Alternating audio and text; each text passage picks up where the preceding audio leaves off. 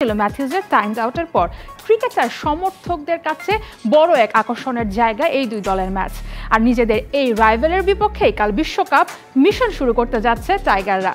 স্বাগত জানাচ্ছি ডিবিসি নিউজের বিশেষ আয়োজন বেলামে ব্যাটে বলে বিশ্বকাপে, powered by Jamuna electronics, SSRM steel ও এডিয়ান টেলিকম। আপনাদের সাথে আছি আমি সারা মাহবুব। আজ আমাদের সাথে স্টুডিওতে আছেন বাংলাদেশ ক্রিকেট দলের সাবেক পেসার নাজমুল হোসেন এবং সাবেক ক্রিকেটার ও আন্তর্জাতিক ধারাভাষ্যকার এবং আমাদের খুবই পরিচিত মুখ সাথীরা জাকির জেসি। আপনাদেরকে সবাইকে স্বাগত জানাচ্ছি আমাদের শোতে। বাংলাদেশের ম্যাচ এবং 20টি দলের মাঝে সবশেষ দল হিসেবে কিন্তু তাদের বিশ্বকাপ মিশনটা শুরু করছে বাংলাদেশ। কি মনে হচ্ছে নাজমুল হোসেন, বাংলাদেশের জন্য এটা কতটুকুন ফরে আসতে পারে? দেখেন, আমি যদি বলি বাংলাদেশ ওয়ার্ল্ড কাপে যাওয়ার আগে আপনার খুব সম্ভবত 3টা সিরিজ খেলেছে, ওই যুক্তরাষ্ট্র সিরিজটা সহ, আপনার জিম্বাবুয়ে, শ্রীলঙ্কা এবং যুক্তরাষ্ট্রে। তো আসলে আমাদের যে T20 টিমটা আমরা কোনো সময় আমরা এতটা ধারাবাহিক ক্রিকেট খেলতে পারি না এখন পর্যন্ত, আমি যদি আপনাকে বলি। বাট আমাদের যে প্লেয়াররা আছে ওরা মানে হার্ড অ্যান্ড সোল ট্রাই করছে যে আসলে কীভাবে এই জায়গাতে ব্যাক করতে পারে। আমি যদি বলি আমাদের মনে হয় যে সবচেয়ে কনসার্নের জায়গাটা হচ্ছে আমাদের ব্যাটিংটা কিন্তু আমরা খুব একটা ভালো করতে পারতেছি না। এটা আমাদের হোম সিরিজ বা আপনার যুক্তরাষ্ট্রের সাথে প্রত্যেকটা সিরিজে আমাদের ব্যাটিংটা কিন্তু আপনি এজ এ টিম বা ব্যাটিং ইউনিট হিসেবে আমরা খেলতে পারি না। যেমন আমি একটা এক্সাম্পল দিতে পারি, আমাদের প্রথম টপ অর্ডার যদি আপনার প্রথম 6 ওভার এবং 6 to 10 ওভার যদি আমরা আর্লি উইকেট মানে খুব তাড়াতাড়ি 4-5টা উইকেট চলে যাচ্ছে, তারপরে হয় কি আপনার যদি 4-5টা উইকেট চলে যায় আমরা বড় স্কোর করার একটা চান্স খুবই কম। এবং T20-তে যে একটা মোমেন্টামের খেলা, যখনই মোমেন্টামটা চেঞ্জ হয়েছে তাহলে কিন্তু আলটিমেটলি মোমেন্টামে চলে যায়। সেটাই মানে বাংলাদেশের জন্য বড় বিষয়টাই কিন্তু হচ্ছে গিয়ে তাদের যে ধারাবাহিকতাটা হারিয়ে গিয়েছে, সেই মোমেন্টামটা খুঁজে ফিরছে বাংলাদেশ। সাথীরা জাকির জেসি, কালকে 15তম ম্যাচ বাংলাদেশ বিশ্বকাপের। বাংলাদেশ নিজেদের প্রথম ম্যাচটা খেলবে, সেটাও ডালাসে খেলবে। ডালাসের এই কদিনের যে ম্যাচগুলো হয়েছে সেটার উইকেটটা যেমন হচ্ছে এবং সেই অনুযায়ী বাংলাদেশের সম্ভাবনা কতটুকুন ভালো খেলার কিংবা তাদের খুঁজে ফিরে পাওয়ার? বাংলাদেশের সম্ভাবনা আমি দেখছি, কারণ বাংলাদেশ তো যুক্তরাষ্ট্রের সাথে যেহেতু 3টা ম্যাচ খেলেছে বিশ্বকাপের আগেই, সো এই ওয়েদারটা তো খুব ভালোভাবে মানিয়ে নিয়েছেন। এবং বিশেষ করে শ্রীলঙ্কা প্রথম ম্যাচে যেভাবে হেরেছে সাউথ আফ্রিকার সাথে, সেটার জন্য আরও আমি এগিয়ে রাখছি বাংলাদেশকে। কারণ শ্রীলঙ্কা যখন 77 রানে অল আউট হয়ে গেছে, তাদেরও কিন্তু আত্মবিশ্বাসের একটা ঘাটতি ডেফিনেটলি রয়েছে এবং সেই জায়গাটায় আমি বাংলাদেশকে এগিয়ে রাখছি। কারণ বাংলাদেশ যুক্তরাষ্ট্রের সাথে শেষ ম্যাচটাও ভালো খেলেছে এবং ভারতের সাথে আমি যদিও বলছি ভারতের সাথে বাংলাদেশের পার্থক্য অনেক বেশি, তারপরে ওই যে 120+ একটা রান করেছে সেটাও বাংলাদেশের ব্যাটারদের আত্মবিশ্বাস দিয়েছে। যদিও টপ অর্ডারে কেউ রান করতে পারেনি, বাট শেষের দিকে মাহমুদুল্লাহ এবং সাকিব যে স্ট্রাগল করে রানটা করেছে সেটা কিন্তু দলটাকে একটা ভালো জায়গায় নিয়ে গেছে। দুটো দলই আসলে খুব ভালো শেপে নেই, শ্রীলঙ্কা বাংলাদেশ কেউই ভালো শেপে নেই। তারপরও আমি এখনো বাংলাদেশকে এগিয়ে রাখবো এই ম্যাচে। আমরা অবশ্যই বাংলাদেশকে এগিয়ে রাখবো। বাংলাদেশ শ্রীলঙ্কা ম্যাচ নিয়ে আরও কথা হবে, কিন্তু তার আগে ডালাসের উইকেট নিয়ে কথা হচ্ছিল, সেটা নিয়ে কথা হলে আমরা গত রাতের যে ম্যাচটা আমরা দেখেছি যুক্তরাষ্ট্র এবং পাকিস্তানের যে একটি ম্যাচ দেখেছি, অসাধারণ একটি ম্যাচ। যেভাবে পাকিস্তানকে একেবারে আমি বলবো উড়িয়ে দিয়ে, যুক্তরাষ্ট্রের জন্য পাকিস্তানের মতো দলকে হারিয়ে দিয়ে যে সারপ্রাইজটা তারা দিয়েছে, নাজমুল হোসেন, যুক্তরাষ্ট্রের এই টিমটা যেভাবে খেলছে এবং তারা যেভাবে এগিয়ে যাচ্ছে, হাউ সারপ্রাইজিং ইট ইজ। দেখেন, যুক্তরাষ্ট্র কিন্তু মানে আসলে কিন্তু আমরা কিন্তু খুব একটা যুক্তরাষ্ট্রের সম্বন্ধে কেউই জানতাম না। বাট আপনি বাংলাদেশ সিরিজটার পরে কিন্তু মানে ওরা কিন্তু একটা আপনার পাইপলাইনে চলে আসছে যে যুক্তরাষ্ট্র কিছু করতে পারে বা অঘটন কোনো একটা সারপ্রাইজ কোনো একটা টুর্নামেন্ট করতে পারে। কিন্তু আপনার কালকে যে পাকিস্তানের সাথে খেলা দেখলাম, আমি দেখলাম যে যুক্তরাষ্ট্রের টিমটা ওদের যে হাংরিনেস এবং মাঠে যে ওরা ক্ষুধার্ত যে জয়ের জন্য, এটা কিন্তু আমি মনে করি তাদের বডি ল্যাঙ্গুয়েজটাই কিন্তু তাদেরকে মাঠে অনেকটা বেশি এগিয়ে নিয়ে যাচ্ছে। হ্যাঁ, ওদের যে ইন্সপায়ার যে না ব্যাটিং বোলিং 3টা ফরম্যাটই দেখেন যে আপনার ওরা চেষ্টা করছে পাকিস্তান যে ভালো ক্রিকেট খেলতে। পাকিস্তান আমি মনে করি যে ওরা হয়তো যেহেতু ওয়ার্ল্ড কাপের ম্যাচ ওইটা লাইটলি নেওয়ার কোনো মানে কি নাই। আর T20-তে আমি মনে করি ছোট দল বা বড় দল বলে কিছুই নাই, পার্টিকুলার ডেতে যারা ভালো খেলবে ওরাই কিন্তু আসলে জেতার পসিবিলিটি সবচেয়ে বেশি থাকে। যেটা যুক্তরাষ্ট্র আমি মনে করি যে প্রত্যেকটা ফরম্যাটে পাকিস্তান যে কাল ভালো ক্রিকেট খেলেছে, অসাধারণ ক্রিকেট খেলেছে। তার আগে আমরা স্কোর কার্ডটাও একটু দেখে আসবো। গতকালকে যুক্তরাষ্ট্র এবং পাকিস্তান যেভাবে তাদের পুরোটা সময়ই আমি বলবো যে যেভাবে ডমিনেট করেছে পাকিস্তানকে যুক্তরাষ্ট্র, আপনি ব্যাটিং বলুন কিংবা বোলিং বোলিংয়ের সাইডে পরে বলুন এবং সুপার ওভারের কথা না বললেই নয়। স্কোর কার্ডে আমরা দেখছি পাকিস্তান শুরুতে ব্যাট করতে নেমে তারা কিন্তু 159 রান করেছে 7টি উইকেটে, কিন্তু যদি শুরু থেকে যারা খেলা দেখেছেন তারা দেখবেন যে কিভাবে আসলে শুরুটা স্ট্রাগলেরই ছিল। কিন্তু পাকিস্তান দলের বাবর আজম অনেকক্ষণ উইকেটে থেকে কিন্তু তিনি 43 বলে 44 রান করেছেন, শাদাব খান 44 রান করেছেন, শাহিন শাহ আফ্রিদির লাস্ট 2 ওভার্সের কিছু 6 এবং 4-এর কারণেই কিন্তু 159 পর্যন্ত যেতে পেরেছিল পাকিস্তান। জবাবে মোনাঙ্ক প্যাটেলে 50 রান, অ্যারন জোনসের 36 রান এবং অ্যাড্রিস গৌসের 35 রান।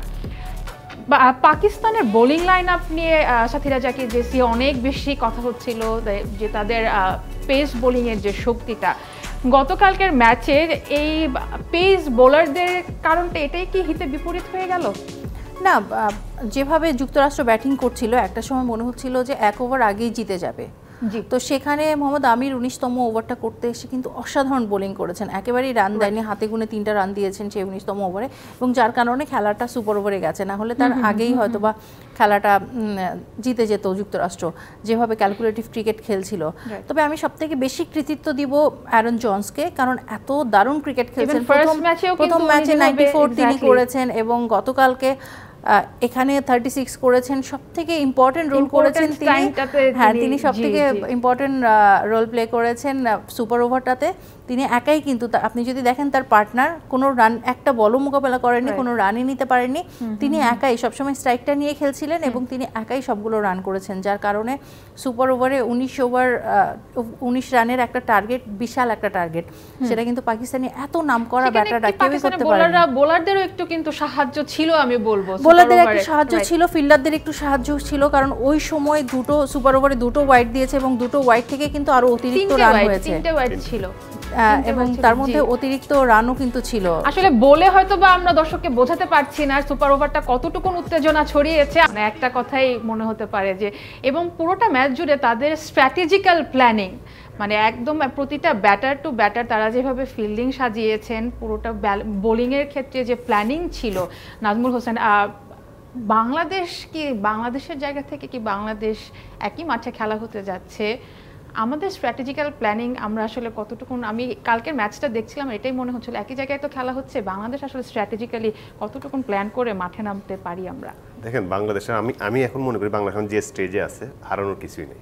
আমরা এর চেয়ে বাজে ক্রিকেট খেলাটা খুব ডিফিকাল্ট। আমরা যে ব্যাটিংটা করে আসছি, যাই করি এর চেয়ে বাজে। এখন আমি যতটুকু সামহাও 2-1 জনের সাথে আমার কথা হয়েছে এবং সবাই চাচ্ছে যে একটা ফেয়ারলেস ক্রিকেট খেলা, যে আসলে কোনো ভয়ভীতি বা আউট হয়ে যাবো বা এখন ফেয়ারলেস ক্রিকেট খেলা ছাড়া আমি মনে করি না বাংলাদেশ টিমের আর কোনো কিছু করার আছে।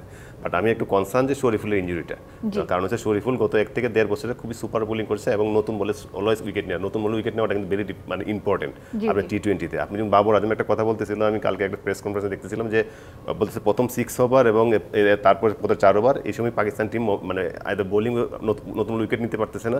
তো সব কিছু মিলে কিন্তু 10 মানে টিমটা কোথায় যাবে এটা কিন্তু প্রথম 6 ওভার বা 10 ওভার ডিপেন্ড করে আপনি কোথায় যাচ্ছেন। তো এই জায়গায় আমি শরীফুলকে কিছুটা মিস করবো, but at the same time যে শরীফুল তাসকিনও ফিট হয়ে যাচ্ছে, বাট ফিট হয়ে বা শরীফুল থাকাতে একটু ভালো, তো শরীফুল খুব ভালো অবস্থায় আছে। তাসকিন যেহেতু অনেকদিন মানে বেশ 2-3 মাস ইঞ্জুরিতে অবস্থা ছিল, ইঞ্জুরি থেকে আসে একটা ছেলে আর ইন্টারন্যাশনাল ম্যাচ খেলা ডিফিকাল্ট, যদিও সে এক্সপিরিয়েন্স অনেকদিন ধরে খেলছে। তো আশা করি বাংলাদেশ কালকে ভালো ক্রিকেট খেলবে। আমি মনে করি ভালো ক্রিকেট খেলার স্যার বাংলাদেশের কোনো বিকল্প নেই। একদমই তাই। পাকিস্তানের বাবর আজমের কথা বলছিলেন, পুরোটা ম্যাচ জুড়ে কিন্তু আমার মনে হচ্ছিল যে ম্যাচে দেখে পুরোটা মাঠেই কিন্তু প্লেয়ারগুলোর মাঝে কোথাও যেন একটা ছন্দহীন অবস্থায় ছিল পাকিস্তান দল। শহীদ আফ্রিদি কিছুদিন আগেই তার কাছ থেকে ক্যাপ্টেন্সিটা ছাড়িয়ে নেওয়া হয়েছে, মোহাম্মদ আমির এসেছেন বোলারদের মাঝে এবং সুপার ওভারে যেভাবে বল করেছেন, কিংবা ইফতেখার আহমেদ যেভাবে খেলছিলেন কালকে, সাথীরা জাকির জেসি, কোথাও কি মনে হচ্ছে পাকিস্তানের সেই ছন্দটা, গতবারে রানার্স আপ তারা, ছন্দটা তারা খুঁজে পায়নি দেখেই কি কালকের ম্যাচটা হেরে গেল? সবথেকে বেশি সমস্যা হয়েছিল যে একেবারে শুরুর দিকে 3-3টা উইকেট পড়ে যাওয়া এবং পাওয়ার প্লের মধ্যে 4টা উইকেট তাদের চলে গেছে, সেখান থেকে এত ভালো জায়গায় আসা। 159 ডেফিনেটলি টি-20তে খুব ভালো একটা স্কোর, সেখান পর্যন্ত হয়তো আসতে পারতেন না যদি পরবর্তীতে সাদাব খান ভালো না খেলতেন। এবং আমরা দেখেছি ইফতেখার এবং শাহিন শাহ আফ্রিদি দুজনই শেষের দিকে এসে ক্যামিও ইনিংস খেলেছেন, সবাই মিলে টিমটাকে এই জায়গাটা নিয়ে গেছেন। একটা সময় মনে হচ্ছিল যে 100-র আগে হয়তো বা অল আউট হয়ে যাবে পাকিস্তান, সেটা যদি হতো তারপরে যদি যুক্তরাষ্ট্র জিততো তাহলে আমরা বলতে পারতাম অঘটন। কিন্তু গতকালকে যেভাবে যুক্তরাষ্ট্র ক্রিকেট খেলেছে এটা একেবারে অঘটন না, খুবই ক্যালকুলেটিভ ক্রিকেট খেলেছে। বেটার টিম যেটা ছিল গতকালকে, বেটার ক্রিকেট ক্রিকেট খেলেছেন তারাই জিতেছেন। সবসময় বলা হয় যে সবারই একটা দিন থাকে, এবং পাকিস্তান তাদের যথাসাধ্য চেষ্টা করেছেন শুরুর দিকে, কোনোভাবেই যুক্তরাষ্ট্রের বোলারদের নেগোশিয়েট করতে পারেননি দেখে খুব আর্লি উইকেট চলে গেছে। বাট আপনি যে কোনো টিম যদি পাওয়ার প্লের মধ্যে 3-4টা উইকেট চলে যায় তাহলে যে কোনো দল বিপদে পড়বে। সেটা আমরাও বাংলাদেশেও সেই জায়গাটাই আসলে স্ট্রাগল করছি, টপ অর্ডাররা ভালো করতে পারছে না। টপ অর্ডার যেই দলের ভালো করবেন তারাই কিন্তু খুব ভালো একটা শুরু করতে পারবে। আপনি যুক্তরাষ্ট্র এবং পাকিস্তানের ইনিংস দুটো দেখেন যে যুক্তরাষ্ট্রের ব্যাটাররা কি দারুণ ব্যাটিং করেছে, শুরু থেকে একেবারে উইকেট নিতে পারছিল না। পাকিস্তানে কত নাম করা বোলার রয়েছেন, মোহাম্মদ আমির সেখানে রয়েছেন, শাহিন শাহ আফ্রিদির মতো বোলার রয়েছেন, কিন্তু তারা কিন্তু কোনোভাবেই যুক্তরাষ্ট্র ব্যাটারদের কাবু করতে পারে না। উইকেটটা মানে হোম অ্যাডভান্টেজটা যুক্তরাষ্ট্র খুব ভালোভাবে ব্যবহার করছে, মানে না উইকেট তো সবার জন্য, দুটো দলের জন্য সমান, তাই না? সো যুক্তরাষ্ট্রের সেই সময় হয়তো বা এখনো হয়নি যে হোম উইকেট আলাদাভাবে বানাবে আলাদা খেলার জন্য। আর বিশেষ করে এটা আইসিসির ইভেন্ট, বিশ্বকাপের সবার জন্য উইকেট সমান। যুক্তরাষ্ট্র যেহেতু এই উইকেটে বহুবার খেলেছে, তাদের একটা অভ্যাস আছে, কিন্তু খুব কঠিন উইকেট তো ছিল না। এটা খুব কঠিন উইকেট হলে 159 রান হতো না। আর তারপর আমরা দেখেছি সুপার ওভারেও 18 রান হতো না। উইকেটটা আমার কাছে মনে হয় যে যথার্থ ভালো ছিল, কিন্তু পাকিস্তানি ব্যাটাররা প্রথম দিকে ভুল করেছেন, সেটার মাসুল কিন্তু শেষে গিয়ে দিতে হয়েছে তাদের। যদি পাকিস্তানি ব্যাটাররা শুরুতে ভালো করতেন তাহলে এই রানটা 180 হতো। 180 হলে হয়তো বা যুক্তরাষ্ট্রের ব্যাটারদের জন্য সেটা খুব সহজেই চেস করতে পারতেন না। তারপরও আমি বলছি যে যুক্তরাষ্ট্রের কিছু ব্যাটার রয়েছে, মনাক প্যাটেল বলেন, অ্যারন জোন্স বলেন, একটা সময় তো নীতিশ অ্যারন জোন্সের সাথে ম্যাচটা হারিয়েই দিয়েছিল, মনে হচ্ছিল কিন্তু যে পাকিস্তানের হাতে চলে গিয়েছে। সেখানে কিন্তু অ্যারন জোন্স একেবারে হালটা ছাড়েনি, 5 রান লাগতো, সেই জায়গা থেকে যুক্তরাষ্ট্র ম্যাচটা ছিনিয়ে নিয়ে গিয়েছে পাকিস্তানের কাছ থেকে, আমরা বলতে পারি। আজ রাতে কিন্তু আরেকটা ম্যাচ আছে কিছুক্ষণ পরে, কানাডা এবং আয়ারল্যান্ডের খেলা আছে নাসাউ কাউন্টি স্টেডিয়ামে। রাত 8টায় খেলা আছে। কানাডা এবং আয়ারল্যান্ড দুজনেরই কিন্তু বিশ্বকাপের শুরুটাতে হার দিয়ে হয়েছে, কিন্তু কানাডাও চাইবে, যেহেতু যুক্তরাষ্ট্র জিতে গিয়েছে, পাকিস্তান কিন্তু হেরে গিয়েছে, গ্রুপে কিন্তু একটা বেশ ভালো প্রতিযোগিতার একটা অবস্থা তৈরি হয়েছে। আমরা ওদের দুটো দলেরই প্রবাবল 11টা দেখব। অ্যারন জনসন আছেন, নভনীত ধালিওয়াল আছেন, পারগত সিং আছেন, নিকোলাস কির্টন আছেন, শ্রেয়াস মোভা, দিলপ্রীত বাজওয়া, সাদ বিন জাফর অধিনায়ক, ডিলেন হেইলিগার, ঋষিভ যোশী, কালিম সানা, জেরেমি গর্ডন। এই ছিল কানাডার সম্ভাব্য একাদশ। আয়ারল্যান্ডের সম্ভাব্য একাদশে খেলতে পারেন অ্যান্ডি বালবির্নি, পল Stirling, Lorcan Tucker, Harry Tector, Curtis Campher, George Dockrell, Gareth Delany, Mark Adair, Barry McCarthy, Josh Little, Ben White. আয়ারল্যান্ডের ইন্ডিয়ার সাথে খেলাতে শুরু হয়েছে, কিন্তু যুক্তরাষ্ট্রের সাথে কানাডা যেভাবে তাদের বিশ্বকাপটা শুরু করেছিল, হাই স্কোরিং কিন্তু একটা ম্যাচ ছিল। কি মনে হতে পারে আজকের ম্যাচে কে বাজিটা নিজের কাছে নিয়ে যেতে পারে? আজকের ম্যাচে আয়ারল্যান্ড একটু এগিয়ে থাকবে তুলনামূলকভাবে। কানাডা থেকে আয়ারল্যান্ড নামের ভারে বড় দল, সেই হিসেবে এগিয়ে থাকবে। যদিও দুটো দল হেরেছে এবং আয়ারল্যান্ডের প্রথম প্রতিপক্ষ সব থেকে স্ট্রং প্রতিপক্ষ ছিল, ভারতের সাথে প্রথম ম্যাচটা খেলেছে। কানাডা যুক্তরাষ্ট্রের সাথে ভালো খেলেছে, ভালো খেলেই হেরেছে, একদম খারাপ সেটা বলা যাবে না। সেই হিসেবে আয়ারল্যান্ডের প্রথম ম্যাচটা আহামরি ছিল না। তবে এই দুটো দলের সব থেকে বড় সুযোগ যেটা রয়েছে, যে একটা ম্যাচই জেতার এখন সুযোগ আপাতত রয়েছে। আয়ারল্যান্ডও চাইবে যে কানাডাকে হারিয়ে রেসে যেন থাকে, কারণ আয়ারল্যান্ডের ইন্ডিয়ার সব থেকে স্ট্রং দলটার সাথে হেরেছে। অন্যান্য দলগুলোর সাথে খেলা কিন্তু এখনো বাকি রয়েছে, এবং আয়ারল্যান্ডে বেশ কিছু দারুণ ক্রিকেটার রয়েছেন যারা যে কোনো সময় ভালো ক্রিকেট খেলতে পারেন, দলটাকে জেতাতে পারে। একদমই তাই। আমরা এবং কানাডাও কিন্তু নতুন একটা আপসেট যদি আমরা বলি অভিজ্ঞতার দিক থেকে আয়ারল্যান্ড থেকে তারা কিন্তু পিছিয়ে আছে, আরেকটা আপসেটও কিন্তু হয়ে যেতে পারে। কিন্তু আগামীকাল বাংলাদেশ তাদের বিশ্বকাপ মিশন শুরু করছে, এটা নিয়ে আরো অনেক কথা বলবো, কিন্তু বেলামে ব্যাটে বলে বিশ্বকাপে অনুষ্ঠানের একটা ছোট বিরতি নেওয়ার সময় হয়ে গিয়েছে, আসছে কিছুক্ষণ পরে। ওয়েলকাম ব্যাক টু বেলামে ব্যাটে বলে বিশ্বকাপে, powered by Jamuna electronics, SSRM steel and ADM telecom. আপনাদের সাথে আছি আমি সারা মাহবুব। আগামীকাল বাংলাদেশের বিশ্বকাপ মিশন শুরু হচ্ছে। আমরা কথা বলছিলাম আমাদের সাবেক দুই ক্রিকেটার নাজমুল হোসেন এবং সাথীরা জাকির জেসির সাথে। আপনাদেরকে আবারও স্বাগত জানাচ্ছি। যেটা নিয়ে কথা হচ্ছিল, বাংলাদেশের প্রতিপক্ষ শ্রীলঙ্কা, এবং শ্রীলঙ্কার সাথে গত কয়েক বছরে বাংলাদেশের যে রাইভালরিটা তৈরি হয়ে গিয়েছে, সেটার জন্য উত্তাপটা আরেকটু বেশি থাকে। আমরা দেখি মাঠের খেলাতেও থাকে এবং সমর্থকদের মাঝেও থাকে। নাজমুল হোসেন, এই রাইভালরিটাকে বাংলাদেশ কাজে লাগাতে পারে? কারণ শ্রীলঙ্কার শুরুটাও কিন্তু বিশ্বকাপের খুব একটা ভালো হয়নি। দেখেন আমার কাছে মনে হয় এখন এইগুলা চিন্তা মানে যা যা বলতেছেন ঠিক আছে, বাট আমার কাছে মনে হয় এখন এইগুলা চিন্তা না করে কিভাবে ভালো ক্রিকেটটা খেলা যায়, মানে আমাদের যে টপ অর্ডার ব্যাটসম্যানরা আছে কিভাবে ফর্মে ফেরানো যায়, তো এগুলো সবচেয়ে বেশি ইম্পর্টেন্ট। আপনি যদি এখন ব্যাটে বলে যদি রান হয় বা আমরা ভালো বোলিংই না করতে পারি তাহলে কিন্তু আসলে এগুলো কোনো কিছু কাজে আসবে না। তো সবকিছু মিলিয়ে আমাদের কালকের ম্যাচটা খুবই গুরুত্বপূর্ণ, এটা আমাদের প্লেয়ার যারা আছে অফিসিয়াল থেকে সবাই বুঝতেছে। তো আমি মনে করি আমাদের প্লেয়ারদের এই গেমটা জাস্ট গেম হিসেবে এনজয় করা, এতটুকু প্রেশার না নিয়ে এনজয় করবে গেমটা, যে আসলে আমরা একটা ক্রিকেট গেম, নর্মাল একটা গেম, প্রতিদিন যেভাবে আমরা গেম খেলি অন্যান্য টিমের সাথে সেম একটা ম্যাচ খেলবো। তো এরকম যেহেতু এই জায়গায় অনেক প্লেয়ার আছে আর অনেক দিন ধরে ক্রিকেট খেলছে, এখন কিন্তু আমি যদি বলি আপনার লিটন, সৌম্য, সাকিব, ওদের কিন্তু এখন হারানোর কিছুই নাই, পাওয়ার অনেক কিছু আছে। এখন ওরা তো আমি মনে করি ফেয়ারলেস ক্রিকেট খেলবে, যদি এরকম খেলতে পারে আমি আশা করি যে ভালো কিছু করবে কালকে বাংলাদেশ। কারণ শ্রীলঙ্কাও কিন্তু চাইবে, তাদের জন্য কিন্তু ডু অর ডাই ম্যাচ, যদি তারা পরপর দুটো ম্যাচ হেরে যায় তাহলে কিন্তু অনেকটাই তারা গ্রুপ পর্ব থেকে ছিটকে গিয়েছেন, এটা কিন্তু তারা ধরেই নিতে পারেন। তার আগে আমি সাথে সাথে জেসি আপনার কাছে জানবো শ্রীলঙ্কার অবস্থাটা, তার আগে আমরা দুটো দলের সম্ভাব্য একাদশ দেখতে চাই। প্রথমে অবশ্যই বাংলাদেশ দলের সম্ভাব্য একাদশ তানজিদ হাসান তামিম, সৌম্য সরকার অথবা লিটন কুমার দাস থাকতে পারেন, নাজমুল হোসেন শান্ত, তাওহিদ হৃদয়, সাকিব আল হাসান, মাহমুদুল্লাহ রিয়াদ, জাকের আলী, মেহেদি হাসান, রিশাদ হোসেন, তানজিম হাসান সাকিব, মুস্তাফিজুর রহমান। এখন ওপেনিংয়ের জায়গাটা নিয়ে বাংলাদেশের একটা বড় গ্যাপ রয়েছে কিংবা শঙ্কা রয়েছে। সাথীরা থেকে জেসি, সৌম্য সরকার নাকি লিটন কুমার দাস, নাকি জাকের আলীর জায়গায় লিটন কুমার দাস খেলবেন, আর কি হতে পারে? আমার কাছে মনে হয় যে এই টিমটাই একেবারে পারফেক্ট আছে, কারণ লিটনকে তো অনেকগুলো সুযোগ দেওয়া হয়েছে, হয়তো বা আবারও সুযোগ দিবেন লিটনকে আজকে টিম ম্যানেজমেন্ট, বাট আমার কাছে মনে হয় এই টিমটাই একেবারে পারফেক্ট রয়েছে। তানজিদ এবং সৌম্য যুক্তরাষ্ট্রের সাথে শেষ ম্যাচটা দারুণ ক্রিকেট খেলেছে, 10 উইকেটে একটা জয় এনে দিয়েছে, সো এই জুটিটা একেবারেই ভাঙা উচিত না। শান্ত যদিও একেবারেই রানের মধ্যে নেই, বাট তারপরও আমি শেষের দিকে জাকির আলীর কথা অবশ্যই বলবো, কারণ মাহমুদুল্লাহ রিয়াদ, জাকির আলী এবং রিশাদ, এই তিনজন শেষের দিকে যে রানটা করেন সেটা কিন্তু খুবই ইম্পর্টেন্ট। কারণ গতকালকে আবারও বলছিলাম ওই পাকিস্তানের খেলায় শেষের দিকে শাহিন আফ্রিদি এবং ইফতেখার যদি ওই রানটা না করতো 159-এ যেত না। সো রিসেন্ট ডেজে মাহমুদুল্লাহ রিয়াদ আমার মনে হয় সবথেকে, তিনি তার ক্যারিয়ারের সবথেকে বেস্ট সময় আছে, দারুণ ক্রিকেট খেলছেন। লাস্টে আমরা দেখেছি জিম্বাবুয়ের সাথে অসাধারণ ক্রিকেট খেলেছেন এবং শেষ ম্যাচটাও ভারতের সাথে তিনি একটা 50 পেয়েছেন এবং ভারতের বোলারদের নেগোশিয়েট করেছেন, স্ট্রাইক রেটটা দারুণ মেনটেন করেছেন।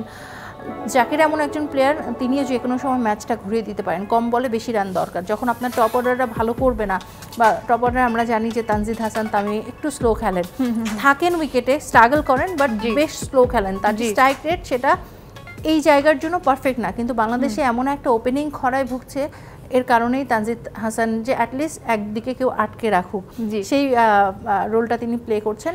শান্ত যদি আসে তাহলে খুবই ভালো, মানে ফর্মে ফিরে আসে, but Towhid Hridoy on and of run করছেন। সাকিবও লাস্ট ম্যাচটায় মাহমুদুল্লাহ রিয়াদের সাথে স্ট্রাগল করেছেন, বাট স্ট্রাইক রেটটা খুবই কম ছিল। যদি ব্যাটিংটা ভালো হয়ে যায়, আমাদের কিন্তু বোলিং বেশ ভালো রয়েছে, বাট বোলিংয়ে আমার কাছে মনে হয় যে তানজিম হাসানের জায়গায় হয়তো বা যদি তাসকিন থাকে তাহলে তিনি খেলতে পারেন। জি, বাট আমার কাছে মনে হয় যে একটা সিমার মিসিং আছে, তো কারণ আমি কারণ হচ্ছে আমি যে ম্যাচ দেখতেছি সিমারা কিন্তু মোটামুটি আপনার সাকসেসফুল, মানে এখন পর্যন্ত যে মানে যে কয়টা ম্যাচ হয়েছে, তো এই জায়গায় হয়তো বা তাসকিন ঢুকতে পারে, হয়তো কোনো একজন ব্যাটার হয়তো বা অফ হতে পারে, তো সেটা হয়তো শান্ত হয়তো ওপেন যেতে পারে, আমার যতটুকু ধারণা হয়তো বা শান্তকে ওপেন করে, বা আমি মনে করি যাকে যেটা জেসি বললো জাকির আলী কিন্তু খুব ভালো মানে ক্রিকেট খেলতেছে একদমই, তো সবকিছু মিলে এই যে হয়তো একটা ব্যাটার শান্তকে ওপেনিং এ দিয়ে সাকিব আল হাসানকে তিনে খেলিয়ে হয়তো হতে পারে, কারণ দীর্ঘদিন সাকিব আল হাসান কিন্তু তিনে খেলেছেন। হ্যাঁ, আপনি যদি আপনি ওডিআই ওয়ার্ল্ড কাপে দেখেন অনেক ম্যাচে কিন্তু সাকিব নাম্বার 3 ব্যাটিং করছে এবং সে সাকসেসফুল হয়েছে, তো এই জায়গায় এটা হতে পারে যে একটা সিমার যদি থাকে আমার মনে হয় টিমটা আরেকটু ব্যালেন্স হবে। হ্যাঁ, আরেকটা সিমার, আরেকটা অপশন হতে পারে যে আরেকটা সিমার এখানে যদি অ্যাড হয় তাহলে মেহেদি হাসানের জায়গায় হয়তো সেই সিমারকে দিয়ে এই ব্যাটারদের নিয়েও খেলবো। আমরা মাহমুদুল্লাহকে কিন্তু দেখেছি যে বোলিং করতে অন অ্যান্ড অফ যুক্তরাষ্ট্রের সাথে বোলিং করাচ্ছিলেন, তাকে ট্রাই করছিলেন, তো সেটা হতে পারে যে মেহেদি হাসানের জায়গায় হয়তো বা মাহমুদুল্লাহ রিয়াদ 1-2 ওভার করে দিলেন এবং 3টা সিমার রয়েছেন, রিশাদ রয়েছেন, সাকিব আল হাসান রয়েছেন, জেনুইন 5টা বোলার যেহেতু রয়েছে, 3টা সিমার আসলে সাকিব অ্যান্ড এই 3টা সিমার এবং সাথে সাথে রিশাদ, এই 5টা বোলারের সাথে যদি অফ স্পিনার দরকার হয় 1-2 ওভারের জন্য সেটা মাহমুদুল্লাহ রিয়াদ করে দিতে পারেন, সেখানে হয়তো বা মেহেদি হাসানকে ড্রপ করে হয়তো বা এই জায়গাটা আরেকটা সিমার হয়তো বা চলে আসতে পারেন। আমরা শ্রীলঙ্কার প্রবাবল 11 দেখবো।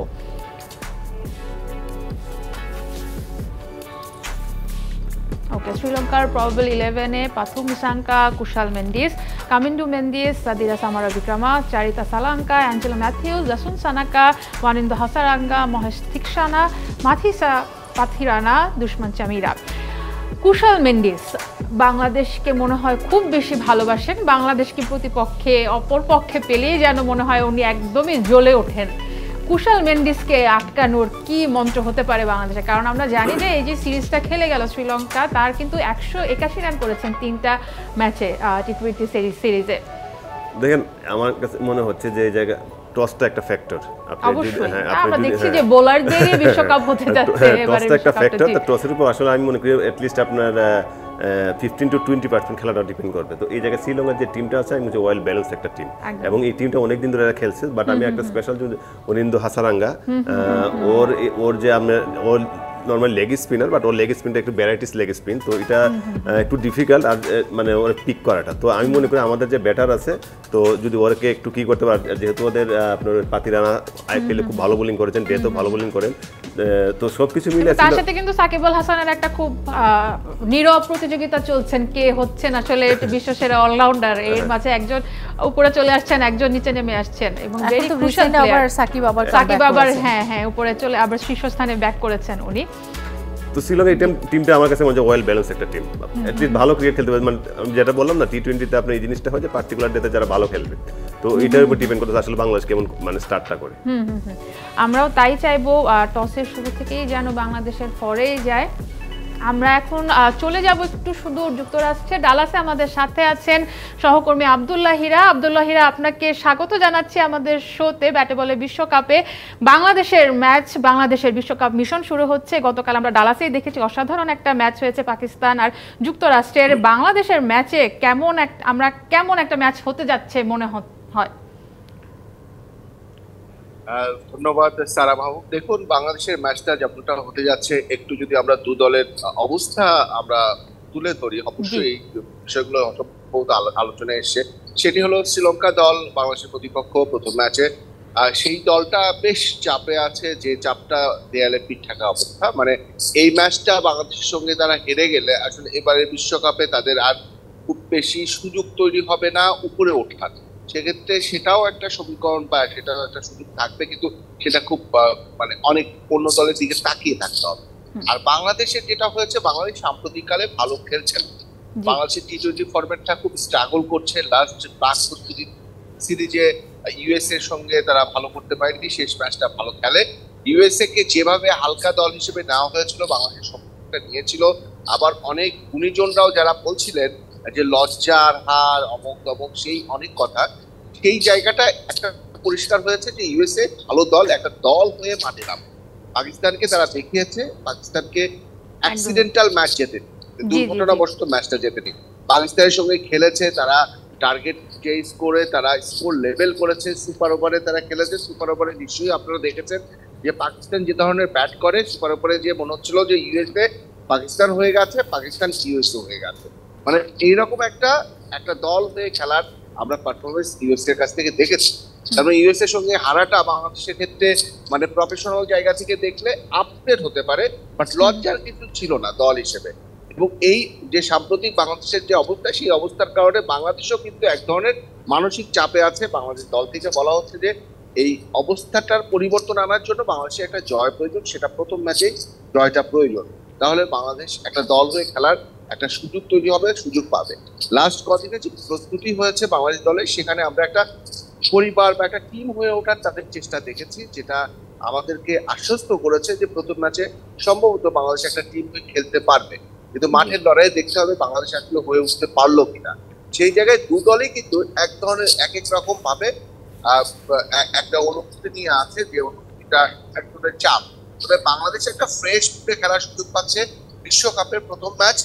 এই ম্যাচটা শ্রীলঙ্কার যেটা হয়েছে যে অনেকটা ডুয়ার ম্যাচের মতো, কিন্তু অনেকটা প্রেসার নিয়ে খেলবে আসলে শ্রীলঙ্কা। জি, এক্স্যাক্টলি সেই জায়গা থেকে বাংলাদেশ মানে যে তাদের নিজেদের খেলাটা খেলতে পারলে, যেটা বারবার বলা হচ্ছে নিজেদের খেলাটা, রিটন দাস যে ধরনের খেলা খেলে অভ্যস্ত, শান্ত যে ব্যাটিংটা দেখিয়ে অভ্যস্ত, আমরা সাকিবের কাছ থেকে অলরাউন্ড পারফরমেন্স যেটা দেখে এসছি বড় দলগুলোর পক্ষে, সেই রকম একটা পারফরমেন্স সবার মধ্য থেকে আসলে কিন্তু বাংলাদেশ শ্রীলঙ্কার জন্য বড় একটা বাধা হয়ে যাবে। এবং শ্রীলঙ্কার আমরা এই ভেন্যুতে আশা করবো যে টস জিতলে, টসের কথা বলছিলেন, টস জিতলে আমার মনে হয় যে অবশ্যই ফিল্ডিং বেছে নেওয়ার একদম সুযোগ হাতছাড়া কেউ করবে না, বাংলাদেশও তাই করবে। কারণ লাস্ট 2 ম্যাচই আমরা দেখেছি যে এখানে যদিও আজকে এখানে সন্ধ্যার দিকে ম্যাচ শুরু হচ্ছে, সেই জায়গায় তবু টার্গেট চেস করাটা নিরাপদ, বাংলাদেশের জন্য আরো নিরাপদ। শ্রীলঙ্কাকে যদি 140-এর মধ্যে বা থেকে আটকে ফেলতে পারে তাহলে কিন্তু বাংলাদেশ অন্তত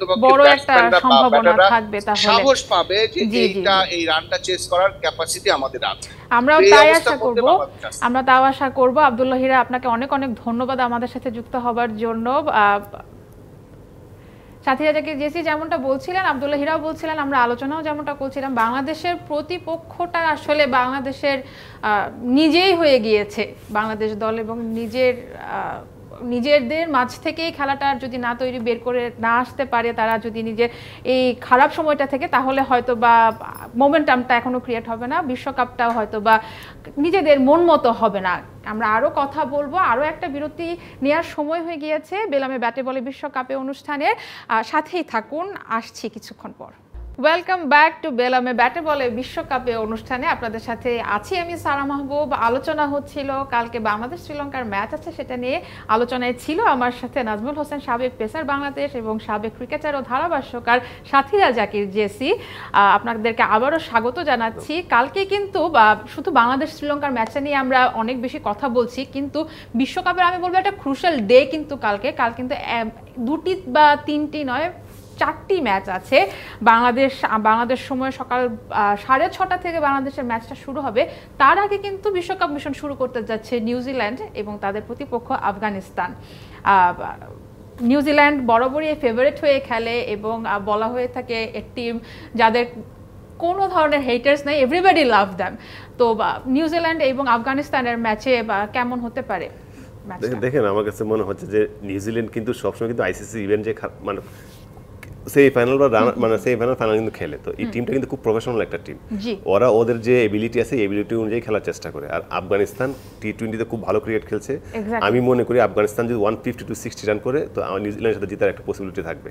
তো আমি এই জায়গায় কিন্তু নিউজিল্যান্ডের যে বোলিং অ্যাটাক এবং আফগানিস্তানের যে bowling attack, Afghanistan bowling attack একটা ভ্যারাইটিস বোলিং অ্যাটাক, মানে এগুলো আনঅর্থোডক্স টাইপের বোলার, মানে খেলাটা বেরিয়ে ডিফিকাল্ট। আপনি রশিদ খান, মুজিব যারা আছে ওরা, বাট নিউজিল্যান্ডের ওরা যেহেতু এখন আইপিএল টাইপের বিভিন্ন জায়গায় ওদেরকে খেলে অভ্যস্ত হয়ে গেছে, এবং পুরো খেলাটা আমার কাছে মনে হচ্ছে আপনার নিউজিল্যান্ড এবং আফগানিস্তান 50-50 একটা চান্স থাকবে, যে ভালো করে ওরাই জিতবে এবং ভালো একটা ম্যাচ হবে। কিন্তু আমার যেটা মনে হচ্ছে, কারণ আফগানিস্তানের যে ওপেনিং ব্যাটার দুজন আছেন, ওনারা যেভাবে ফার্স্ট ম্যাচে যেভাবে খেলেছেন, একদমই মনে হচ্ছিল আর উইকেটই যাবে না, শেষ পর্যন্ত উইকেটটা গিয়েছিল।